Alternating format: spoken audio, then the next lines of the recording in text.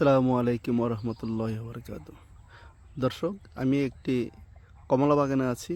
এটা হলো চায়না রঙ্গন কমলা। আসলে কিছুদিন পূর্বে আমরা দেখেছি কৃষক তাদের শখের এই চায়না কমলা বাগান কেটে ফেলেছে। কারণ কি? কমলাতে রস হয় না। আসলে কি তাই? আজকে ডিসেম্বরের মাঝামাঝি সময়, প্রায় 15 তারিখ কি 16 তারিখ, 14 তারিখ। তো আজকে ডিসেম্বরের 14 তারিখ আমি একটা কমলা পেড়ে আপনাদের দেখাচ্ছি। এই যে চায়না রঙ্গন কমলা, দেখুন আমি পারি একটা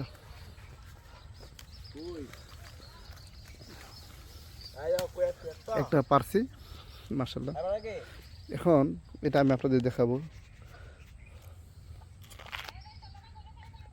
এক হাতে। তো আচ্ছা, এক হাতে ভিডিও করি। আচ্ছা, আপনারা বলুন তো এটা কি রস আছে কি না। দেখুন দেখুন তো, চায়না থ্রি কমলা, মাশাল্লাহ।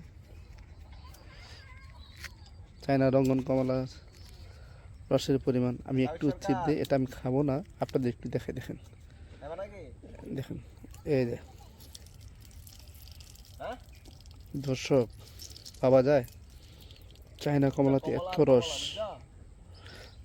আসলে সঠিক পরিচর্যা, সঠিক জাত নির্বাচন করতে পারলে বাংলাদেশে সম্ভব এই চায়না কমলার বাণিজ্যিক চাষ। তখন বিদেশ থেকে হাজার হাজার কোটি টাকার কমলা মালটা আনতে হবে না। ধন্যবাদ সাথে থাকার জন্য। ভিডিওটি শেয়ার করে দিবেন।